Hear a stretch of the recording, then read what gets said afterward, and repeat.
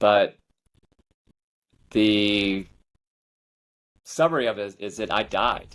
I went into cardiac arrest. My heart stopped in a gym. Um, and I was very, very lucky that day. There were two women in the gym. I call my angels. We still keep in touch. Who I didn't know. And I was there on a day, Bogomil, that I usually wouldn't be there because I'd been traveling. And so my trainer tells me I finished a 9 round high intensity workout, which was very standard, by the way, for what I was what I was doing, and just kind of literally killing myself. He said I took a knee and I collapsed to the ground, unconscious, and my eyes were rolling in the back of my head. I was gasping for air like a fish out of water. And the first angel, it's Anne, saw what was going on. She was probably 5, 10 feet from me, and went and immediately grabbed the AED from the wall, brought it over. It was chirping low battery, as she pressed the paddles on my chest and shocked my heart with 1,000 volts. In the meantime, the second angel came out of the changing room and saw what was going on and went right into action. She started chest compressions with enough force to break my ribs, and then directed and to start mouth to mouth. And there worked until EMS got there, and they kept me alive, artificially. And when EMS got there, they shoved a breathing tube down my throat, intubated me, hooked me up to life support, and rushed me to the hospital, where they dropped me into a hypothermia protocol and a coma, medically induced coma. So I lay there unconscious, not knowing what was going to happen, not knowing what I was going to come out as. Would I be alive? 1% of people survive without brain damage. It's kind of ironic in some ways that I'm the straight white guy in finance was part of the 1% again. And I say that, in gratitude and also in privilege that I came out of it the day I left the hospital, really, like when it all started to click.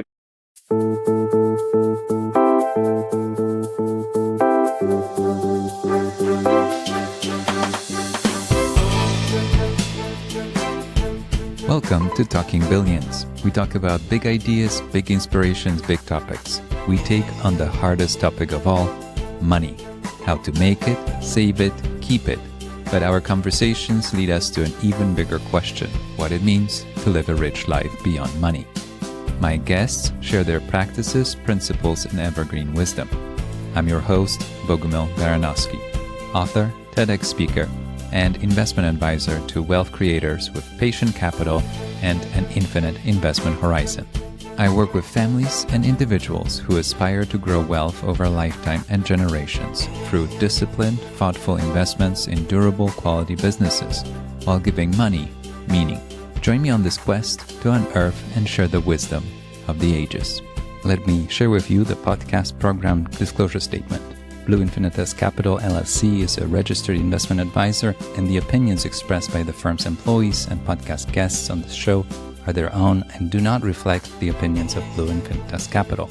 All the statements and opinions expressed are based upon information considered reliable, although it should not be relied upon as such. Any statements or opinions are subject to change without notice. The information presented is for educational purposes only and does not intend to make an offer or solicitation for the sale or purchase of any specific securities, investments, or investment strategies. Investments involve risk and, unless otherwise stated, are not guaranteed. The information expressed does not take into account your specific situation or objectives and is not intended as recommendations appropriate for any individual. Listeners are encouraged to seek advice from a qualified tax, legal, or investment advisor to determine whether any information presented may be suitable for their specific situation. Past performance is not indicative of future performance. None of what you're about to hear is investment advice. My guest today is Lou Marchetti. He's a curious mind in search of deeper understanding. I see him as a high-performing professional and an athlete. He'll tell us more. His life literally came to a complete stop, and he's here with us today to tell a story like no other. How are you, Lou? So nice to see you again. I'm good. Yeah, good to see you. Thanks for having me on. I'm excited to be here. You and I spoke a few weeks ago, and I've been looking forward to this conversation. I have to say thank you to Tom Morgan for connecting us. Yes. And I heard some of the story, but I want this audience to hear all of it. But before we get there, you might know that I like to start these conversations with the early days. And I ask my guests about their childhood upbringing and how you think that time shaped you, your relationship with money and career, and the path that you chose. Yeah, big questions. It's not by coincidence that over the last few days, I've been contemplating my relationship with money, thanks to our friend Tom Morgan and his conversation with Naja. And I looked back on it when I grew up. So I grew up in Nashville, Tennessee. I'm one of 4 kids and came from a big Italian, Irish Catholic family, which is actually quite odd in Nashville, kind of in the heart of the Bible Belt. So people all around me all the time. My parents are still together this day, married over 50 years, and a very close-knit family in a lot of ways, and also almost enmeshed emotionally family, as I'm learning more and more now that I'm building my own family with my wife, and we have a 21-month-old little guy. My relationship with money and career, and it's interesting. I don't know what my relationship with money is, actually. Those last few days have kind of sparked a lot of introspection and probably more questions than answers, which is what I spend a lot of time kind of living the questions, to quote Rilke, these days. And what I guess I did realize is that I'm at a point right now in my life where we're very fortunate. We have some financial runway, yet I have a very strange relationship with money, coming from an intensely capitalistic environment of finance, to this spiritual lowercase s journey that I'm on. And what is money? Is it bad? Is it good? How do you go about creating? What's the role of money in my life? How do I kind of provide the security and happiness to my wife and to my family? And so it's kind of a wild ride. I mean, that question sparks a lot of probably more questions than answers. So I will say that, looking back, I was thinking about this. My parents, we joke that my mom, when we go to McDonald's as kids, which was a big treat, by the way, to go, it was a lot of fun. And we call her half a cheeseburger, because she would want to just get, exactly what we needed. And we'd be like, hey, can we get fries? She'd be like, no, we have chips at home.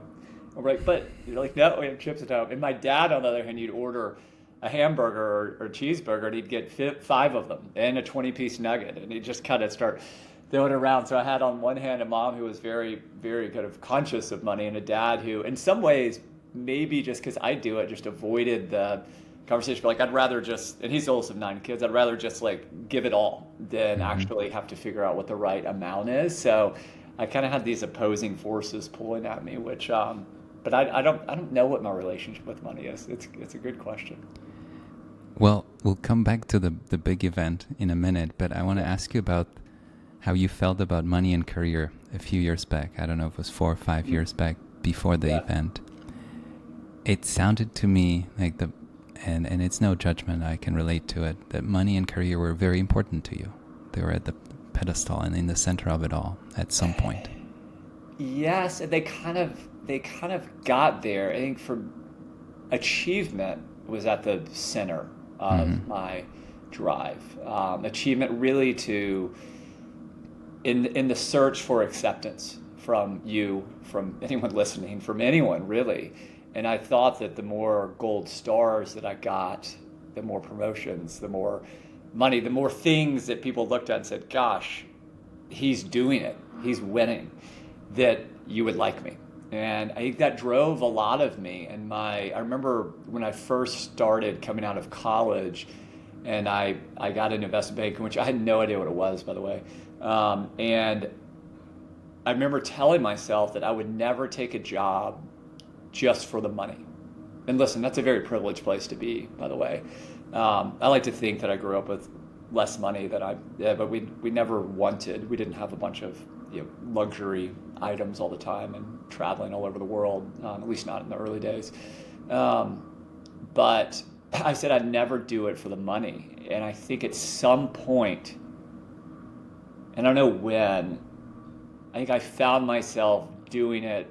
A large part of the motivation was the money, because I built up a world around me and a lifestyle that almost demanded it, and I was used to it, and I'd justify it, and it was very transactional. I'd say, well, I'm working so hard, I deserve to go to Thailand or go on this trip or fly first class or do all these things. And so at some point, I think that shifted in my career to it being a pretty big motivator. But career was always something that I saw as more of an avenue or vehicle for people to accept me. And the fancy name on the business card, all these things. I mean, you can go back and walk through my life history. Like, a lot of that was, there was some combination of healthy ambition and the need to be accepted. Would you say that you took it to its limits? You were really giving everything you could give? I did, and we can get into the story, but yeah, I was going, and I had no idea why I was doing it. Really, like I talk about it now because I've had almost 3 years to really take some time to ponder an event that happened 5.5 years ago. We can get into why 3, not 5.5, but yeah, I pushed it, and listen. That's my modus operandi. I go, and I got that fire that burns, and it almost, it really burnt out and almost extinguished for good. I'll ask you about the event in 1 minute, but yeah, just to give us an idea, what did it look like to go to the limits in terms of the workload, the things you were doing? And it was both work and other achievements. And yeah. Oh man, I was running and gunning, Bougainville. I'll put it leading up to this event we keep referencing. It's quite suspenseful, huh? That I was, the day before, I had flown back from Boston on a private jet that I was traveling with my boss at the time. So I was living it, and I had to get up that morning at 6 a.m. to make sure I got a workout in to train for a mountain climb in Europe 4 weeks later, 5 weeks later. The next day I'd be flying out to Philly for for a business school reunion. So 3 cities, 4 days, training for a mountain climb, and not going to miss a workout. And I don't know how many hours I even slept that night. And we had a big offsite that day, which was an intense undertaking itself. So there was no rest. That's just a little insight into my life at the time. So no sleep, no break, and you just kept at it, and you had things scheduled ahead, both for work. Would you call it pleasure, the climb? What was it?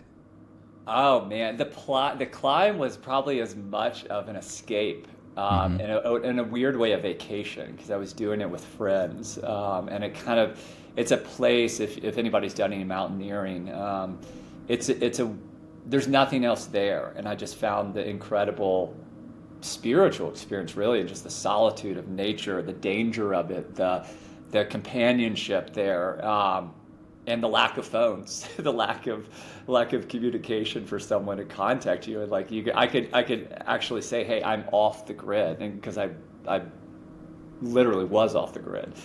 So in some ways it was a bit of an escape, but I love those sort of environments and that sort of challenge. Although I've tried to kind of bring it into a little more balance. I was all yang to no yin in the Taoist kind of vernacular.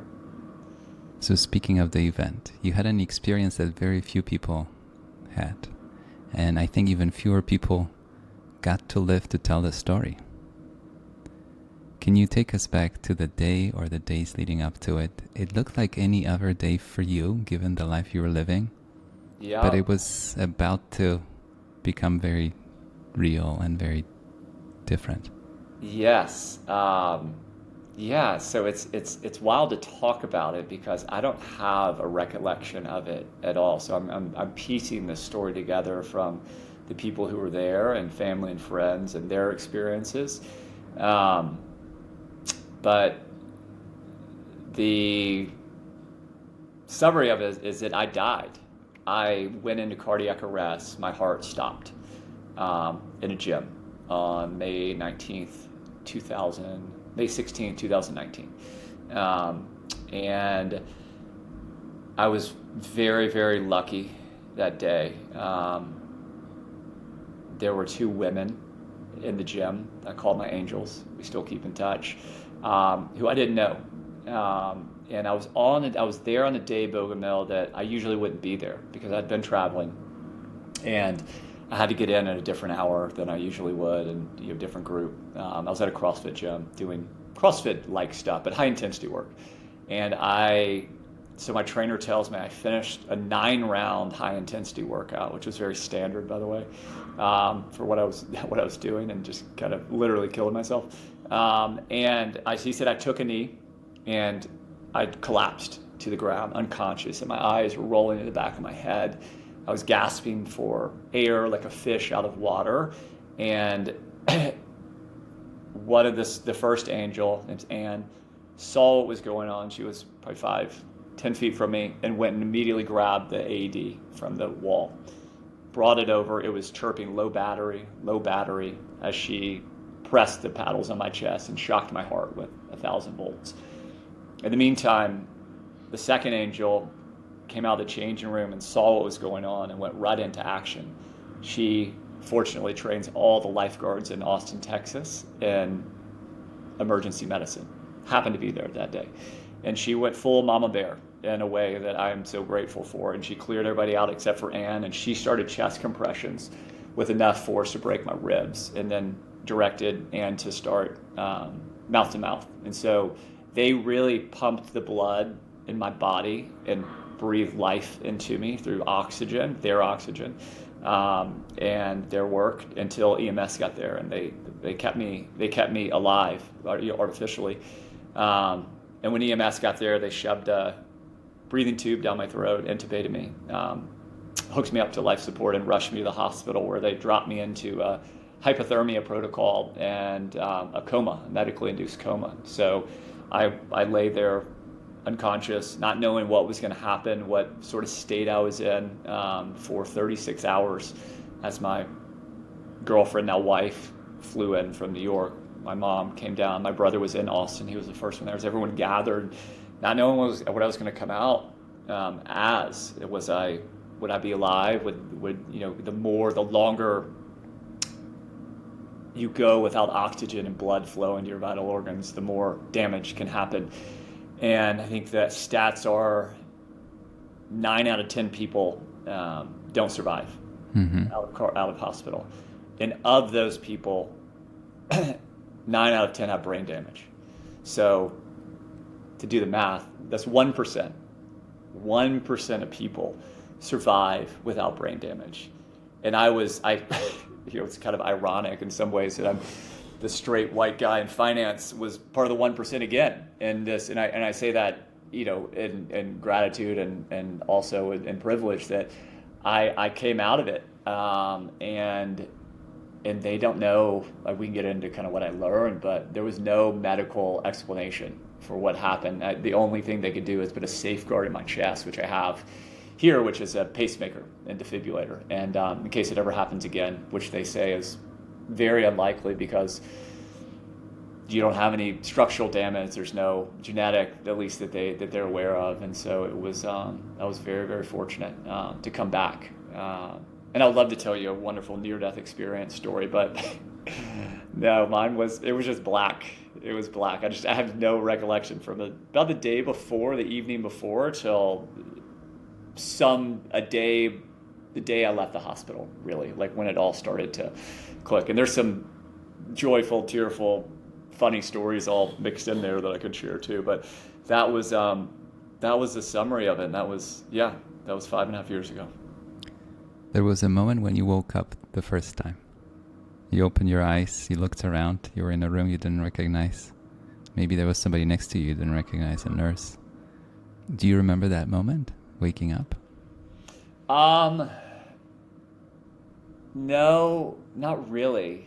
It was all such a blur. And I do know that my my family was there. My mom's a trained nurse, so she had more insight into what was going on probably than most people have. And my Jessica, my now wife, was there, but I don't remember who was there. There was a funny moment though, which people tell me that if I could share for just a minute. So when the nurse did walk in, when I was sitting up in the hospital bed, and they came in to check on me every 15 minutes, I was still in the intensive care unit, and I said, "What happened to me?"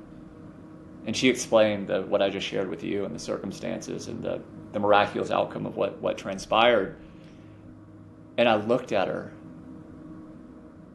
and so eloquently said, "Shit, man." Huh. And my mom was sitting there. You gotta know that when we were kids, like "shut up" was a bad word. And my mom's a very loving, wonderful, curious, open person, but curse words are not her thing. And so 15 minutes later, the nurse comes back in. Same question, same response. "Shit, man." And it went on all afternoon, apparently for hours and hours. And so my mom just had to sit there like, "What is happening? Who is this?" Right? And the nurse explained that my short-term memory would take some time to recover. And so eventually the meds wore off and I was able to remember things. But that was kind of one of these moments where folks, we kind of laugh about it now, but obviously not that funny at the time in many ways. So you had to re-ask, and they had to retell you the story again and again, hoping Yes. that this time it sticks and you remember. Yeah. You can laugh about it now, but I can see how frustrating it was. Oh, yeah. Was this the moment when your family knew you're going to be fine? It was soon after that. They ran all the. It wasn't really until, there was the immediate "am I okay?" Like when I came out of the coma. Like there were moments where I started to, like, they pulled the tube out of my throat, and I breathed, and I spoke, and I actually made a sarcastic joke, if you want to know who I am. But that was a big moment. When they took me off life support, when my heart started beating again on its own, that was a big moment, right? And as they continued to monitor me, and they would see that, hey, he's okay. There's no serious damage to the vital organs that essentially allow the human body to operate. And by the end of the hospital stay, I was there for 8 days, and intensive care to critical care. That was you can go home. That was a big moment. But I continued to explore. I saw all the doctors all across the country, and no one knew what happened to me. So in some ways, there were still as many questions as there was relief about it. But as someone explained to me, having this defibrillator pacemaker inside it, I'm safer than probably 99% of people walking on the street today. For the benefit of the audience, how old were you when that happened?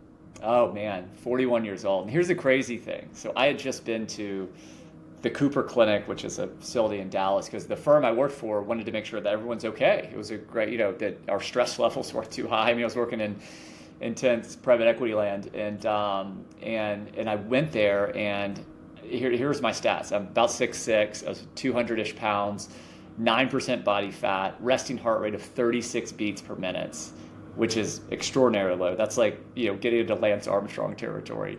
And zero coronary issues. They did the scans, plaque, everything, nothing. And I could joke now about it, but I remember the doctor at the end of this day-long kind of workup, we kind of were laughing about my Division I college football career, and then talking about this, and he called me a specimen, which I was like, absolutely loved. I was like, please compliment me.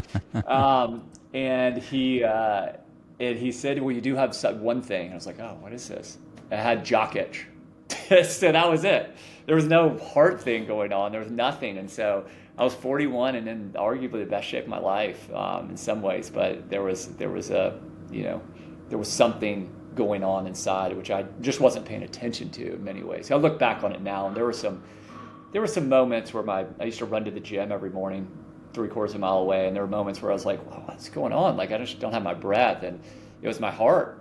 It was in a thing called AFib, which is different than what I went into, but there were indicators, but I was too focused on this to actually be like, huh, I wonder if that's something serious. I actually went to another cardiologist, and he told me I'm just fine, and so it was before all this. So yeah, it was a shock to me as much as it was to anyone. Do you think it was a message from your body to stop? 100%. 100%. It was yelling at me. It was screaming at me. It was telling me to stop. It was like you've been running hard for 40 plus years. Like, just stop, or at least take a break. And you could tell, like, if I look back on it, the vacations I took, when I actually unplugged and went on vacation for those few days or whatever it was, hours, and I would just essentially like collapse in a way, not collapse as in unconscious into cardiac arrest, but I was just so tired. So yeah, my body was yelling at me to stop. Now, I think the audience is thinking probably what I'm thinking, which is the years that led up to it. You know, the high intensity, you're not taking a break, you're working, you're climbing, you're running to the gym, and it's a moment of, revelation. And you and I spoke, so I know a bit more than the audience does at this moment. They'll know more in a second. But once it happened, you really made limited changes to your life. Am I right about it? What happened soon after that? You did go climbing again, didn't you? Yeah, the only change I made was to double down and just double down on this story of invincibility. This, if I got to work harder. The only way I know how to go is to work harder. That was my skill. I'm not smarter than everybody. I'm not more athletic than anybody, but I'll outwork you. That was kind of my mentality. And so I doubled down and said, I'm going to show everybody that this was just a bump in the road to my invincibility, my life of success, achievement. And so I did. So 5 weeks later, I flew to France to go climb Mont Blanc. The doctor gave me the go-ahead, which was very odd. My wife was just asking WTF. But I was going to go for it, and I was climbing up Bougainville like we'd done an acclimation climb. It was Mont Blanc, so it's the highest in Western Europe there, and with 3 buddies and a guide, and we were climbing up, and we had reached the peak of this acclimation climb, and we got down, and we were coming back down, and all roped in, and I was feeling confident. I was like, all right, I've got this. I'm good, right? Yeah, here we go. And all of a sudden, the universe had a little story for me. Another reminder, and some falling rock came loose, about the size of a seat cushion, and smashed this right hand, came tumbling down, smashed this right hand in the air.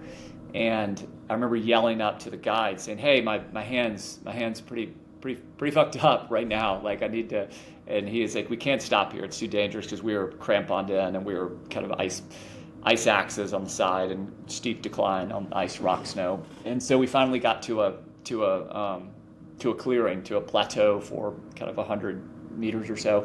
And I took my glove off, and my finger, not to gross it out, this middle finger was sideways. It still kind of is, as you can see it. It almost was gone. My buddy was a doctor. One of the guys I was climbing with, a very close friend, said, it's broken, Lou. And I looked at him, I said, no shit. But I was pissed. And so I got helied off the mountain, taken to a hospital, taken to another hospital, and had my hand surgically repaired, where they just did a nerve block. They put a cover over my face and nerve block. And I was back home in our Airbnb by 6 p.m. that night. It happened about 9 a.m. or so. But still, Bogomil, I didn't want to stop. I was trying to figure out with this guide. I was trying to message him and say, hey, how can I get back up there? How can I get back up there? Maybe I'll put this on my hand, this. And my Jess was just looking at me like, what is wrong with you? But trying to be supportive and loving. And the guy didn't have the heart to tell me. And it was a French doctor we went to go get a cast fitted. And we asked if we caught. We're using Google Translate, asking this guy. And we were like, can I drive? Can I write? And he's like, yeah, we. And then we're like, can you climb the mountain? We try to sneak it in there, right? And he goes, no, no, no, no, no, Montagna, no, no. He almost fell out of his chair. And we were like, Huh. oh, okay, okay. And I was, we laugh about it now, but I was so devastated. I was like, no. And these guys reached the top, and I remember just sitting there. We had a little dinner, and I was heartbroken. I was heartbroken. I was like, man, it was hard for me I was happy for them, but I was also just like, oh, man. And so that was, you would have thought I would have stopped then, but no. You didn't. Would you call yourself unstoppable at that time? I thought I was. Yeah, I mean, I was the guy that I used to play rugby matches and play like 4 at a time, and just go. I used to do like try to swim Alcatraz. I did a lot of things. There's a lot more extreme people than me that you learn about once you get into this world. But I was doing it all, man. I was running, gunning at work. I was challenging myself physically. I was traveling all over the place. I was living in the crescendos of life, and just but not allowing myself to sit in the long symphony, if you will.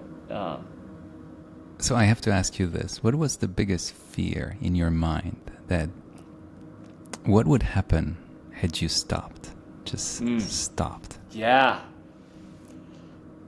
I mean, the biggest fear is that I'd lose my edge, that I'd just wither away into some, dying plant or something, that my life would just, for all intents and purposes, would just stop. Like if I stopped, it would stop. And then behind all that is there's a fear that I'm not good enough. And will people like me if I don't have all these things, if I don't do all these things, if I'm not performing at this peak level all the time? And by the way, that's not true, as I learned over the last 2.5 years. But that was the fear, man. If I stopped, but it was really just, I thought I was going to lose it all. Edge, me, friends, life, all of it. Girlfriend at the time. So do you have a memory of a time when you didn't think that way? When you were 5, I don't know, 10 or 7, when you were not thinking that way? Yeah, it's a great question. I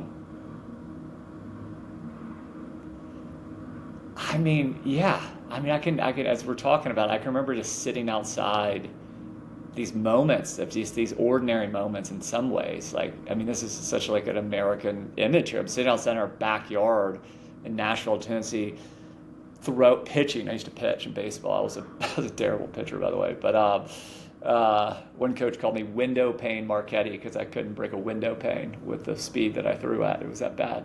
But I was pitching with my dad and just throwing the ball, not a care in the world. And I remember it was sunset and we were just sitting out there. And I still have this memory of these times just doing that, and just being there where you kind of are able. I let go of all of that need to, or this story really I'd made up in my head that I had to do all these things to get his affection, to get anybody's affection, and it was and then I even think, later in life, there are these moments where I remember I left investment banking. I got this offer to be a third-year analyst in investment banking world, and I said no, thank you. It's not for me. And I ended up taking time, and I went and explored the world of international affairs, and got lucky enough to go work at the U.S. Department of State for a lot less money, by the way. So there are moments, Bo, when I look back on my life, it's not this perfect, 5.5 years ago or whenever. We can get into when I actually stopped, but it wasn't necessarily that. There's these moments where, in some ways, I got in touch with the most authentic part of me, the most kind of the truest, the most connected, harmonious part of me that was really alive, really there, and just really me, without all these these concerns and worries and these stories and this pressure that I'd put on myself to be this person that I had become.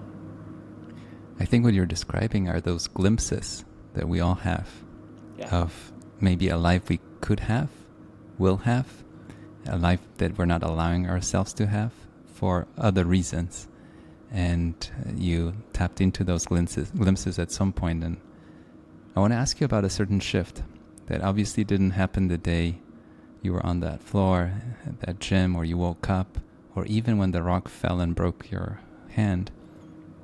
But it happened at some point. Was it building up to it in over time, or was it something that just happened overnight and you said, this is it? And I know you are on the other side of a certain wall these days, but was there a moment, a clear moment when you stopped? Yeah, so I'm going to answer that with maybe both, if that makes sense. I think there's no doubt there was a lead up to it. I mean, all of these things were percolating in my body of just this, oh my gosh, like in the back of my head, I died. My heart stopped. Like just trying to process it. And then my hand was shut, my heart, all these things like were leading up to it. And there were moments when I had pondered leaving this job at times, and exploring the idea of being a high school football coach or whatever it was. But really, Bogomil, it was the catalyst for it was that I got fired. Mm-hmm. I got pushed out of this job that I went from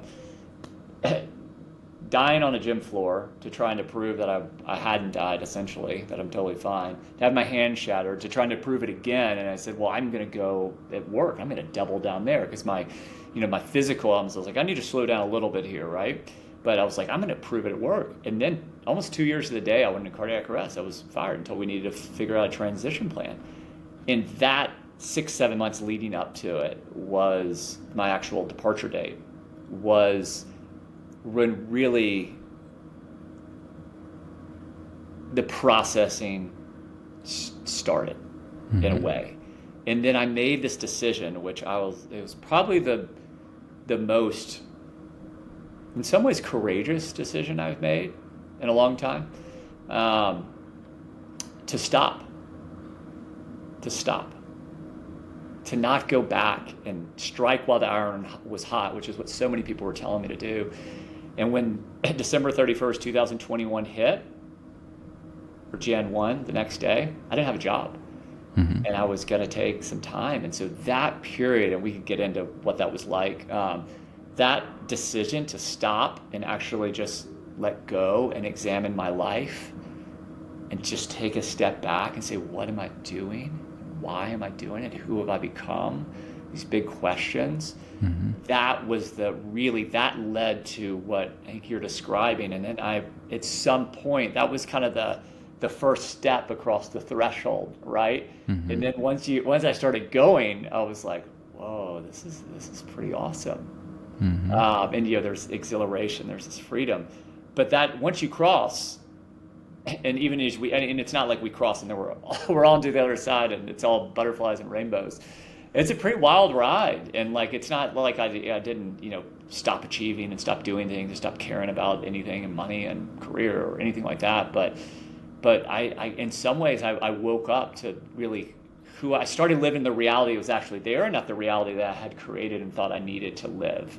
And so that stopping allowed me to kind of go on this journey. I mean, people use that term a lot to say, are you on the journey? Are you on the, and truly, so that was the moment really when I allowed myself to kind of let go and just stop.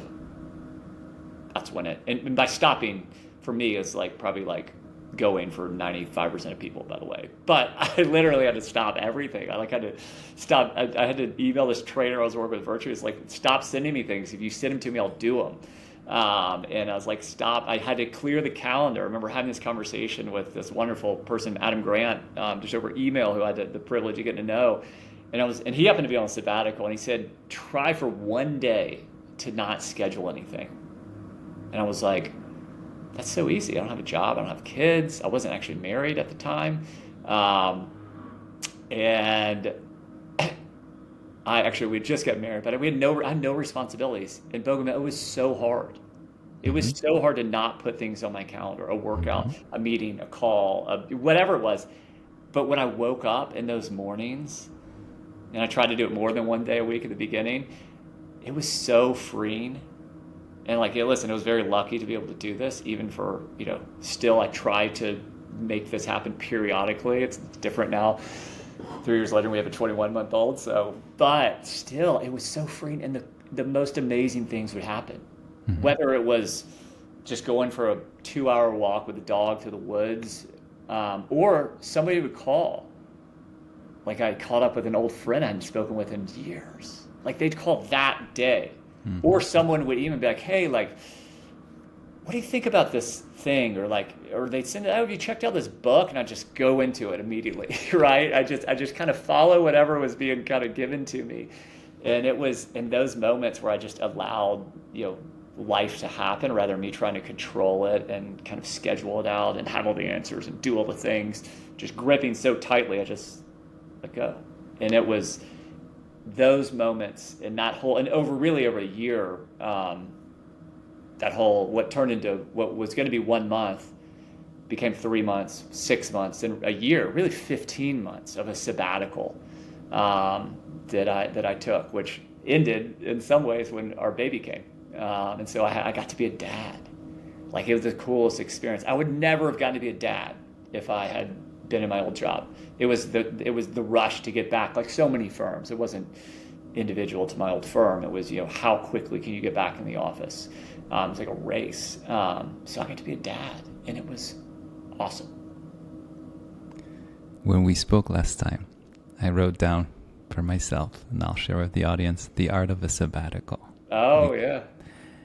And this idea that you just shared of doing absolutely nothing and creating the space for something else to come in. And can you talk about it? You mentioned to me how at the monastery people work and in different ways of taking a total break, which is so unheard of and almost impossible to imagine for any professional in their 20s, 30s, 40s, maybe even 50s. Like there is no time for it. What do you mean? Yeah. But we need it. We need it. And it doesn't have to be years long or a year long. It could be minutes each day, hours each week, right? Weeks each year to combine, to just take some time away from it all. And for me, it was, these things like, if once I stopped just holding on to everything so tightly and looking so intently at what the next thing was that I was going to do or achieve or be, or the meeting or whatever it was, right? The trip, the thing, the conversation, I started to open up to and get really curious, kind of maybe the antithesis of curiosity is certainty. And I let go of a lot of that. And I remember just people like a buddy, one of my closest friends here in Austin, he had done this in a different way years before. And he had sent me some resources and thoughts. And one of them was this interview with a coach and former VC, Jerry Colonna, is a wonderful guy. And I remember him talking on this Tim Ferriss interview. He said sabbatical, it comes from the Hebrew word meaning rest, like the Sabbath, right? And I was like, oh, wait.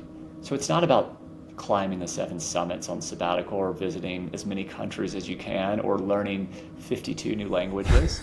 Although I wanted to. I tried to learn guitar and it still is a disaster. My son appreciates my guitar playing now because I don't think he knows what guitar playing looks like or sounds like. But this idea of rest was like, oh my gosh, wait, whoa, where was this? Where was this smile? What does this mean? I mean, it was... And not that a work ethic or kind of working hard is a bad thing by any means, but when taken too far, it really I didn't rest. So I took a lot of time and I had some really cool trips. I got to take my parents my parents are still together. I remember asking them, as I said, I was leading up to it. And these meaningful moments, and I wanted to just have these moments of connection was what I was learning. And I said, Mom, where do you want to go?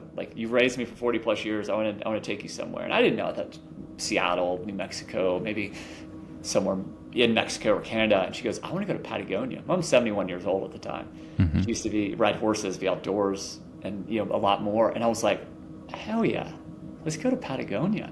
Mm-hmm. And so my dad similar to me, doesn't want to miss out on things. He's like, well, I'm going to go to Chile too. And I did a separate trip with him to the northern part called Atacama Desert, which is this incredible like moonscape of a place. And those trips, those week longs with my parents, I got to know them as friends, as peers. Like we slept in the same room, almost like camp. You're in separate beds, talking to each other as you go to sleep.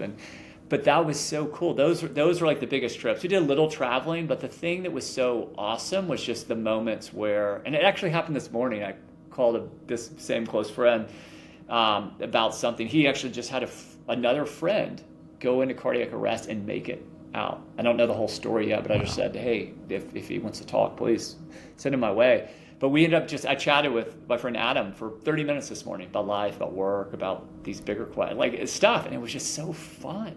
In the meantime, I'm like, well, I got to get ready for this podcast. I got to go do this. I got to go do this. And I was like, stop, Lou, stop.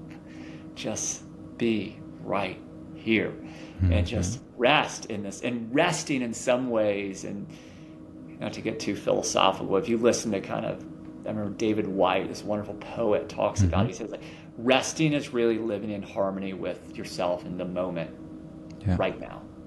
And in some ways it is. It's not like passing out on the couch and taking a nap, although we definitely need sleep, and I probably could use more rest than physical like sleep that I lead on. But yeah, and it's just like these moments I'm like, wow. So that's what I did for a lot of the year. It wasn't, I had some trips, but it was spending, 2 hours at Zilker Park here in Austin, Texas on a random Wednesday. And I joke that the same for Adam said, you want to get to the place where you don't know what day it is because it doesn't matter. Not because you're like Ron Burgundy, Will Ferrell, and Anchorman, like, walking around, milk was a bad idea. Like, oh my gosh, like just, down and living out of a dumpster. But it was like, you can get to the point where it in some ways it doesn't matter. And listen, that's a very lucky place to be, a very privileged, I get it. And I'm grateful for it, but I got to go there and I needed it. I needed it. It helped me kind of unwind and just decompress for 12 and a half years of this job, and really long before that, of just running, and never stopping to actually integrate this. There's this great book called The Burnout Society, and the author talks about the active life versus the contemplative life and how we don't have this anymore. And we're so focused on a good thing, which is productivity, that it's become almost a disease and leading to physical diseases like what happened to me.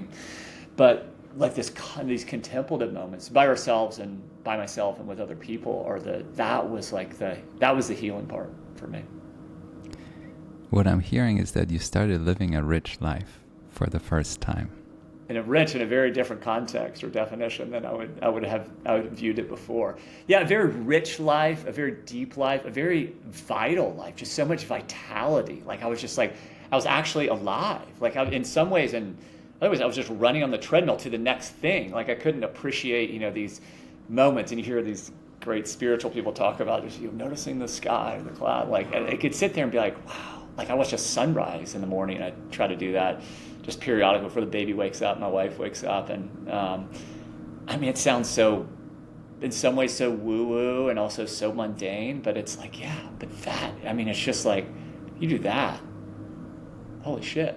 That's years of therapy right there. It's like, and especially for people that are just going at it, they're about to go into the intensity of the environment that we live in, that we create for ourselves.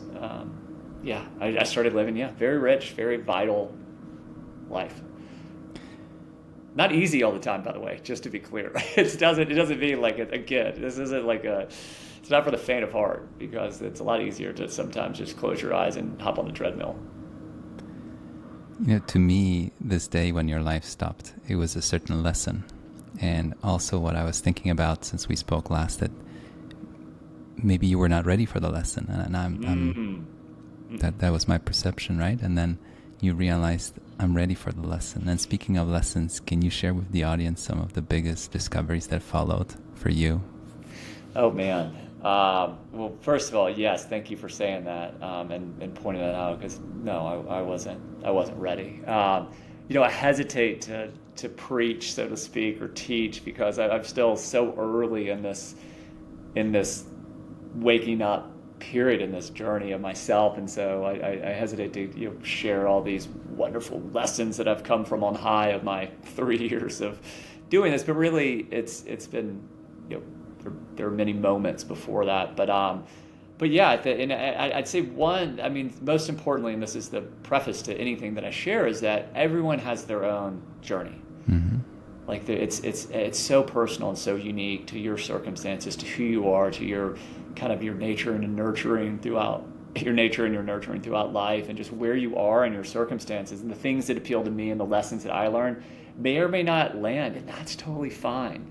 And I think one of the biggest lessons is I had to learn that. I had to, while I read listened to the great teachers and read the books and the podcast and did the practices and went to the retreats and did these things, at some point I had to go inside. I had to, the seeking, if we're always seeking outside, give me the answer. I mean, I'm a very coachable guy. I played sports my whole life, or at least all of my early 20s. And I was like, yeah, please tell me the answer. What do I need to do? What step do I need to take? How do I need to approach this? What's the play?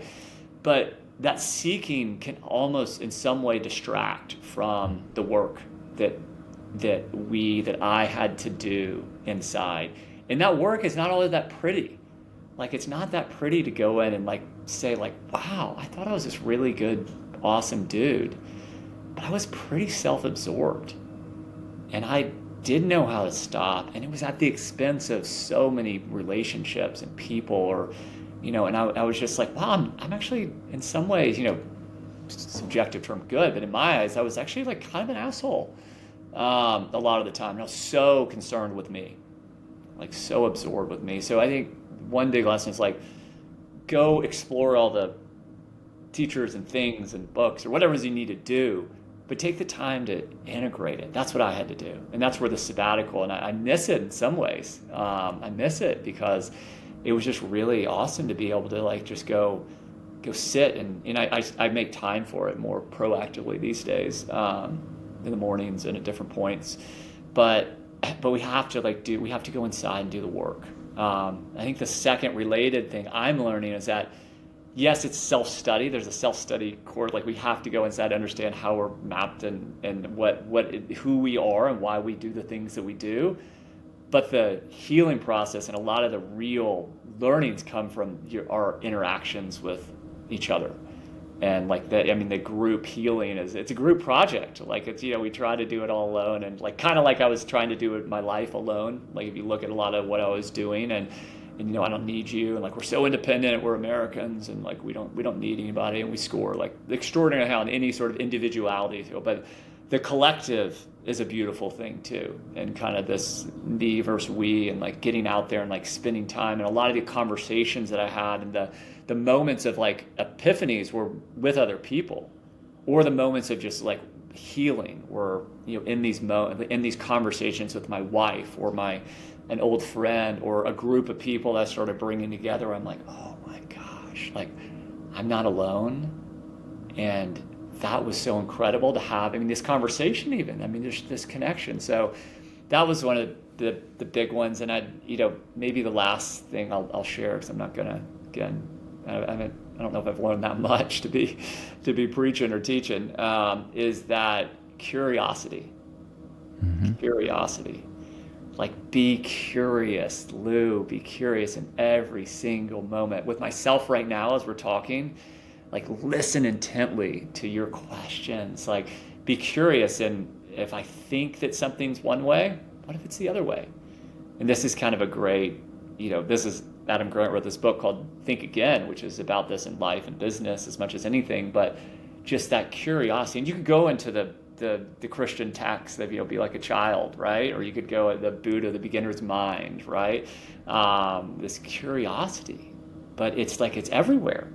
And it's such a take, but it's so hard because certainty is so much more, it feels so much more comfortable to know and to be comfortable and to be certain that this is the way that, no, I'm doing the right thing. I don't need to, whoa, I got this. Or, hey, I got this thing figured out. I've got it all. No, in every moment, even just simple conversations with ourselves, with other people, with learnings, with how we go about things. And then in that means to be curious means you open up, right? You stop resisting and holding tight.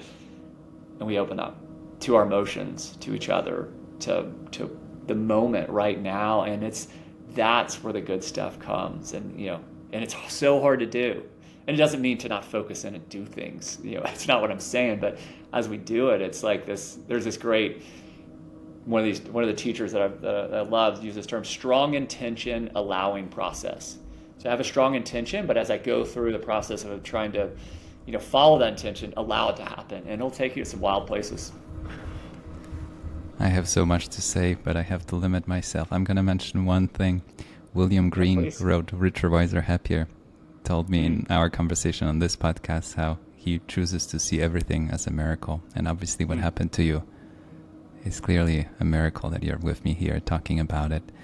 And then seeing all the little things around you as little miracles, the moments of awe that make you pause and think and appreciate and stop rushing. And it's so easy to rush. I spent most of my adult life in New York. I definitely know how to rush for a day.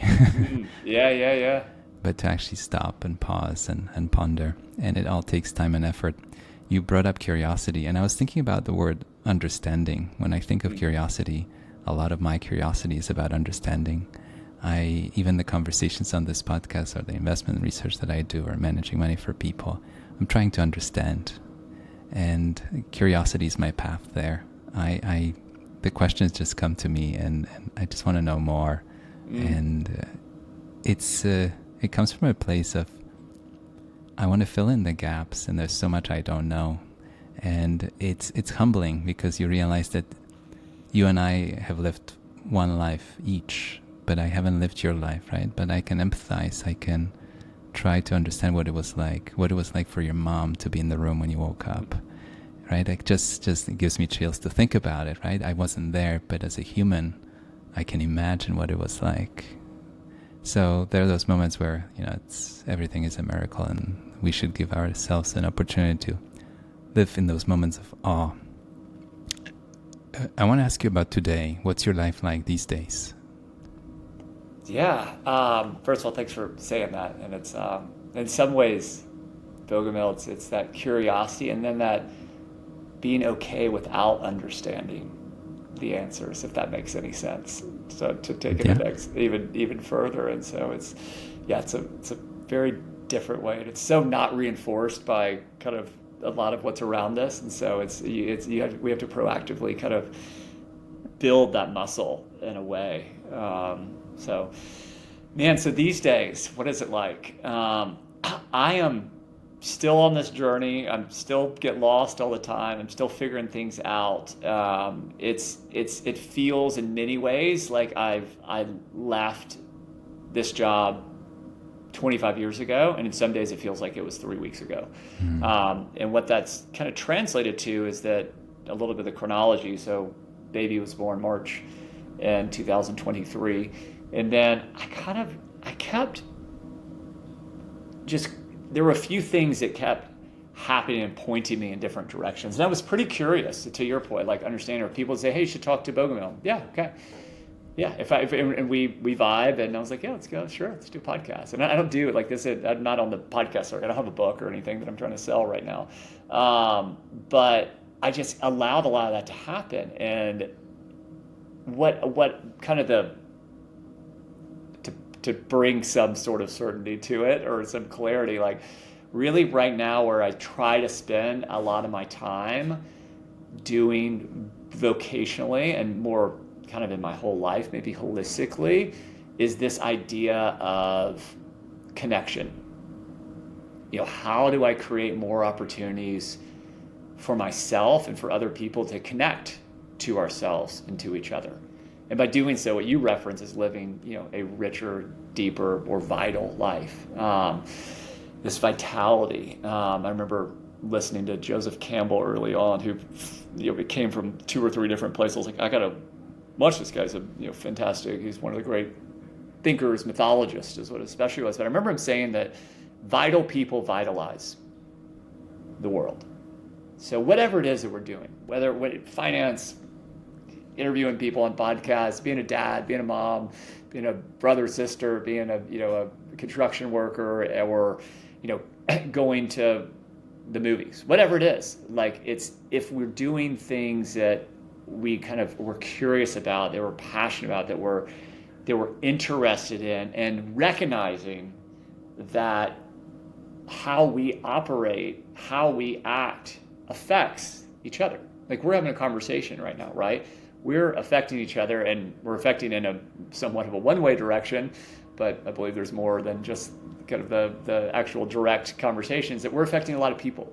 And so like whatever it is though, being aware of that and being thoughtful of that and how we go about it and making these choices, understanding that that as we follow our curiosity, we're also affecting other people. So there's us, and then there's the world around us.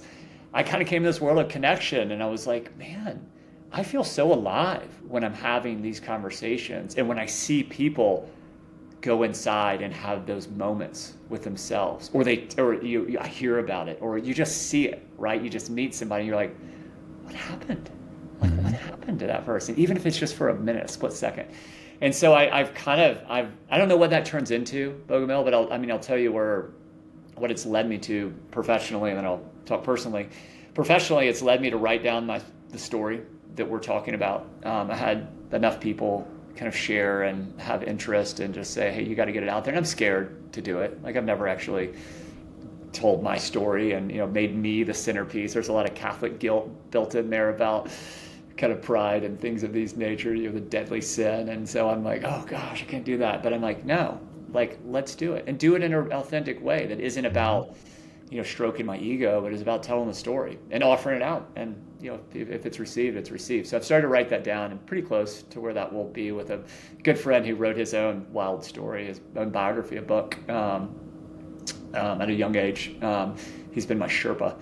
That's been fun. And then I started bringing people together, people like you and me, and maybe many people listening to this podcast, and, that just to explore these questions in life. And so we do it once a month, and it happened because someone had one of these conversations I had 70 times where someone was asking me about their burnout. I became the person that people would send to, and I was like, wait a second, I don't know what I'm talking about. Like, no, I'm not the guru at all. But I'd been talking to people, and so this person asked me, he's burnout, he was tired, he was kind of in this moment that I was in. Fortunately, he didn't go into cardiac arrest. And he said, do you have any groups of people, like normal people, to talk about this stuff that really want to explore?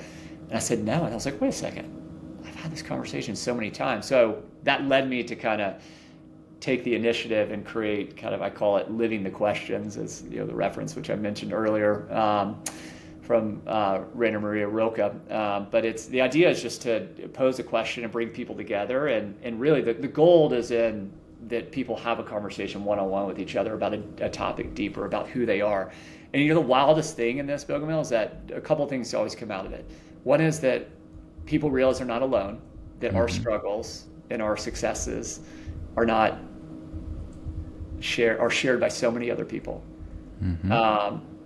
And two is the real learning comes from the questions they ask themselves, but from listening, just listening to other people with curiosity, right? And just saying like, wow, I'm not going to offer a suggestion, which I want to do all the time.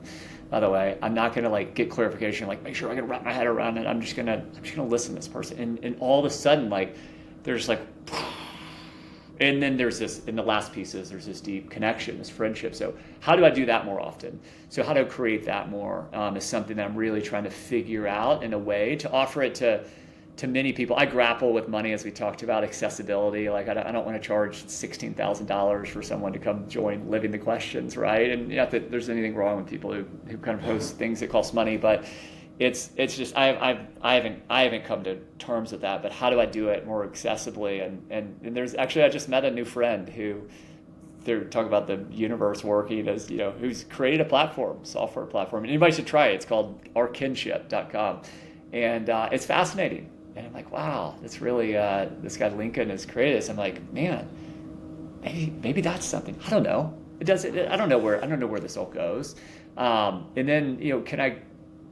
Those are the two big things. There's a lot of resources. Can I share them with people? I can do this. So this idea of connection, and then I try to live it in my life. Honestly, like I try to do it make time. Put my phone away when I'm with my son. Right, like make time to spend. He goes to a little Montessori program in the mornings, and then at least one day a week, and hopefully more than that, as I get to take him, a handful of times or pick him up 2 or 3, 4 times a week. And then I get to spend some time with him, and just being there with him, and then being there with my wife too, because this is a big transition.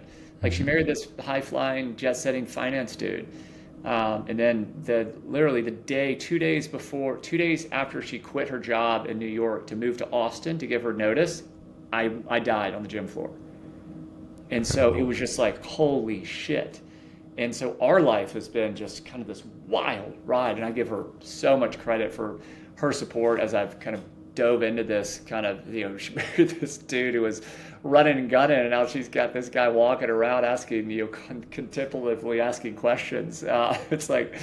It's crazy. It's like a totally different thing. So, but I try to make time for her and friends and family, and just really, kind of slow down. So my life is, I just got a little office space, very, very small nearby, just to get out of the house so I can focus. But I'm kind of at this. I've read so many books.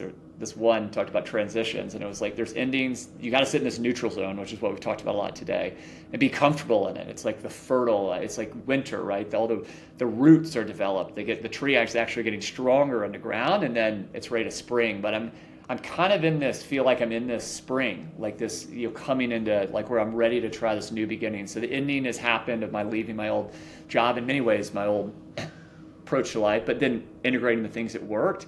That I've sat in this neutral zone for a long time. I'll always have to go back to this. I'll always got to go back to this stopping, this winter, this not doing, even if it's just for minutes a day, as I mentioned. But I'm kind of here, so I'm kind of in this new beginning. So it's, it'll probably be a lot more interesting conversation, as I've been rambling for the past 5 minutes to answer your question. It'll probably be a lot more interesting conversation in 5 years as to where I am. But I'm also letting go of the idea that it's got to be all figured out. It's got to be a thing, or you got to get to the destination, right? And because that's what I was doing. I was doing that all the time. I wasn't actually like, it sounds so cliche, but enjoy the journey. I have one last question, but before I ask it, as I'm listening to you and thinking about everything you've shared, it was never really about money for you. It was about achievement, accomplishment, and that was something that you think would make you loved, liked, appreciated, admired. You pick the word. Love myself. Exactly. Accept myself. Right? And the reason I bring it up, because people see money as an incentive. And when you really look closer, the people that build the biggest companies, they reached financial comfort many times over decades ago, and they're still running those businesses and turning them into trillion-dollar companies, right? So you have to pause and realize that what drives a lot of us is not the paycheck. The paycheck is needed at the beginning, and for many people more often than not, because you have to put the food on the table and so on. But at some level of achievement, you realize that money is not the reason why you get up at 4 a.m. and show up somewhere and do something. Just a food for thought, and I wanted to bring it up. The reason I bring it up, and the foundation for the last question, is how you think about success. What's your definition of success? Oh, man. Well, thank you for saying that. I encourage us all, including I wish I did, is to ask why I do get up at 4 a.m. in the morning. If it's not money, what is it? Because that's a question I never asked myself. Wow, what is success? It's a great question. It's so... I could have given you a lot easier answer about 5 years ago. It gets harder, doesn't it? It gets harder. Yeah. It gets harder, Bogo. You're right. At this point in my life, I'm going to try to say this in a way that doesn't sound too cliche, but success is really about being fully me in each moment. In meeting the moment fully, with courage, with that vitality, with just allowing it all, bringing myself and kind of this combination of the world around and then who I am, and just being authentically me in that moment, and realizing just and connecting as I've learned so much, and I could go into a long story here, but I won't. But it's just in these moments right now, am I here? Am I listening? Am I bringing what I am? Recognizing that if there's stuff coming up, where's that coming from? And like, how do I do that? How do I live that way more and more often? That feels like success. And the other metrics, which we like to use, and I love to use too, I think those are helpful. Those are healthy to have. But those kind of, if we do it, if we live in a way like we achieve those metrics or don't achieve the metrics, but we can, at least I can kind of look at myself in the mirror and say, because in some ways I was a coward, Bogomil. I was a coward. And it's hard to say because I don't know, that's like my biggest fear. And this was a offensive lineman in college. He was a coward, finance guy, but I was a coward. I was scared. I was so scared to let go of all that and just actually see what would happen or who I really am and why am I doing these, to ask those questions that we've talked about a lot. But man, it's if I can live in that way where it's truly me and truly connected to the world too, because it's not just about me. I have to remind myself that that feels like success for me. And I don't know if that's helpful to people or not, but that's kind of where I am right now in my life. No, I love the sound of it, and every time I ask the question, I'm always curious how people think about it, because the definition changes and evolves as we change and evolve. And, and you made an interesting point, which I brought up with a good friend not long ago, how the answer to that question seemed a lot easier when I was 20 than it does now when I'm 44. And I don't know what the future holds, but I keep asking the question and wondering. It's keep asking, as the quote is, like, don't live the questions. Don't seek the answers, but live the questions now. And eventually, when the time will come where we actually find out that we're actually living the answers. This is a butchering of Rilke, but that's what he said. There's a fable, a story that I don't remember the details of, but somebody asks a philosopher for the answers, and that philosopher says, I'm curious to explore with you and ask questions. I don't have the answer. And there's so many moments in life and professionally speaking when people come to you with questions and they expect a specific answer.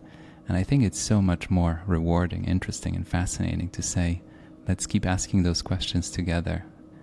And I don't have one ultimate answer, but maybe I can help you enhance the quality of the questions that we ask, and we'll get somewhere together. And the most interesting topics in life, and we didn't even talk about investing in this conversation, it's one of them where it's the quality of questions that's so much more intriguing to me than anybody giving me one firm answer, because there is none. There is none. Lou, I'm so grateful for this conversation. Your story had to be told and retold, so I'm happy we made it happen. I have this idea of 1 + 1 = 1,000, and it's the two of us sitting here for an hour, and there are thousands or maybe more listening to this episode for years to come. And I can only imagine the ripple effects in people's lives that will be at different stages of their own journeys. They'll pause and think because of what you shared today. So I want to say thank you again, and thank you, Tom, for making this connection happen. Yes, no, thank you for sure, Tom, and thank you, Bogomil. Thank you for the wonderful questions. The curiosity is genuine, and I just love.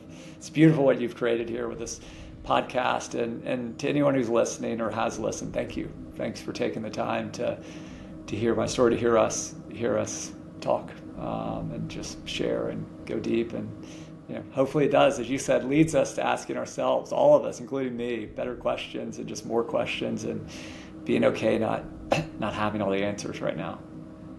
We don't have to know everything all the time. Yeah. Lou, thank you so much for today. Thank you, Bogomil. I appreciate it. Bye-bye. You were listening to Talking Billions. We talk about big ideas, big inspirations, big topics. We take on the hardest subject of all, money. But our conversations lead us to an even bigger question: what it means to live a rich life beyond money. If you enjoyed the show, please take a moment and follow, subscribe, rate, and share with friends and family. We rely on word of mouth to promote the show. One click for you means the world to us. Thank you. I'm your host, Bogumil Baranowski.